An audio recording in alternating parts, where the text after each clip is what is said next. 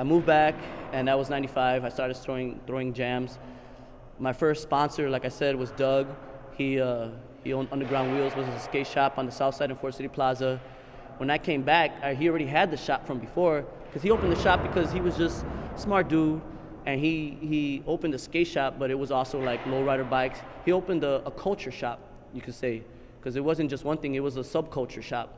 It brought in graffiti, all the different things that he grew up and I grew up doing, which was smart. I mean, for back then, ahead of his time, because nowadays it's every other shop you see. But he was doing that in like, the early '90s, which there wasn't a lot of people doing that. So he actually like sponsored the whole first gig I came back and wanted to do, which was actually at Oak Street Beach, to reference earlier, trying to bring it back to home and like let people know that like, we're back, we're doing this. And man, it was insane, man.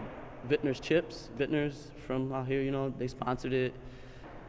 I went to him because he was the only dude I knew who owned a shop that was like a homie at the time. And he was like, man, I'll put you on, hell yeah, because it's gonna help him. He's a skate shop, just like skateboarding in '95 still wasn't like blowing up, but I saw how it was because San Francisco was the mecca. So I was like, I want to do this like that here, and he knew what was up. Like I said, he's always had foresight. He could see in the future. He knew what to do.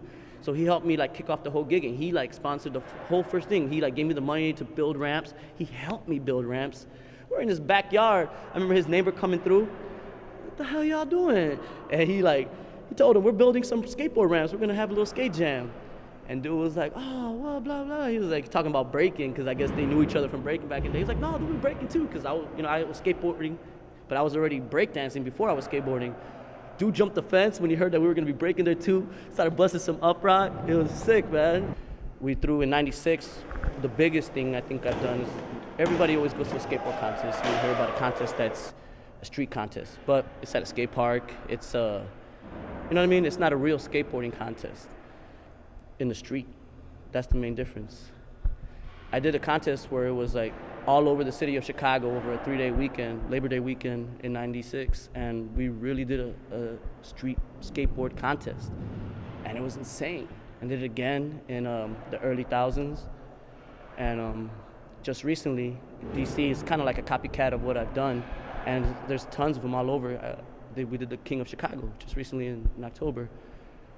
And it's natural progression, kind of, of course, all these corporate companies have infiltrated skateboarding, but I feel that it's important that we stay roots, and if we don't do for ourselves, it becomes bland. It's cool to like do other things that are bigger. There's more money to help make things they flew in people from out of town, out of the country, which is rad, but sick to see that it all stems from skateboarding, and like just like some cats get together and just want to do something for it, because we love it. The hardest part is for the most part, I'm a one-man gang.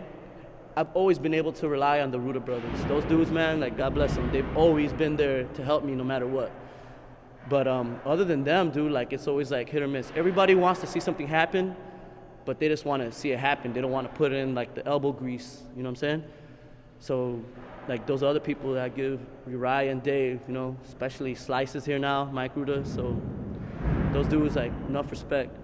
But other than them, there's a couple key roles, My dad's always been there to help me. Like my dad works in, he pretty much is a Renaissance man. He does everything. So whether we're building ramps or whatever we're doing, he's always been a big role in helping me out too. But for the most part, it's been me helping myself, basically organize the whole thing, because nobody else is really there than the people I've named. And they're there to like help me like when I need somebody to like physically do something, but organization and everything else, it all is me basically.